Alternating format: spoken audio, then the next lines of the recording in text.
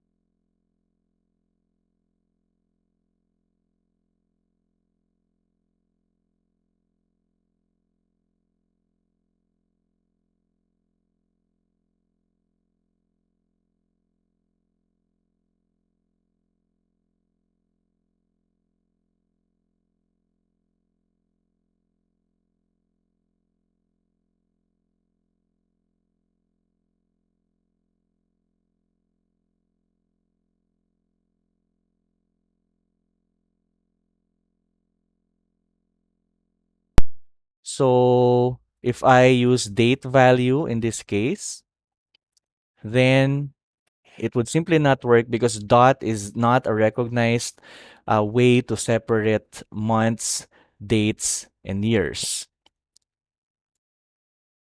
Now, whenever you are dealing with these kinds of problems, you have to figure out a way to convert that weirdly formatted date into something that Excel will recognize. So Excel usually would recognize the slash as a symbol to separate the dates, months, and years. So what I'm going to do is I'm going to use substitute in that cell in such a way that the dot, the old text, will be replaced by the slash. So what I'm doing now is that in cell A2, I am going to search for all the instances of the period or the dot, and I'm going to replace them or substitute them with the slash. And with that, the cell, the answer becomes this, which is something that Excel will now recognize as a date. And from then on, I could put the date value function. And then, as you could see, it's being recognized as a number already, which means that I now simply have to convert this into a date format. And now I have a cell that is being recognized as date. So the first thing I did was to convert the format into something that is all slashes because that is a safe way to tell Excel what the date is. And then because substitute is a text function, it's not sufficient to convert the answer into a date. So I'm putting here the date value function. And now we have the answer. So that is useful if your problem is simply formatting. However, when you are dealing with more complex scenarios like this, then we're in trouble. The thing is, this one is text formatted. So DEC, December, may not be recognized by Excel because DEC is really just three letters that Excel may not associate with December.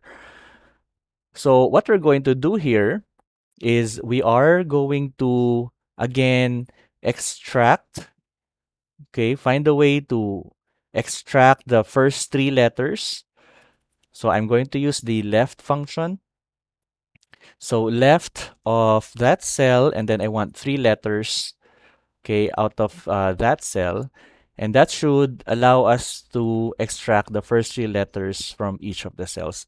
Now, these are texts which Excel will not recognize as months. So what I'm going to do is I'm going to use the function switch.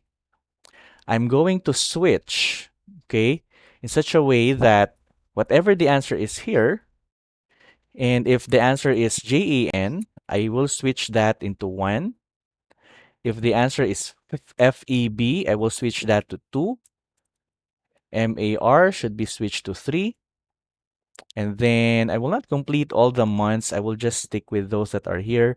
But obviously, once you do this in the real world, then you will need to complete all the 12 months.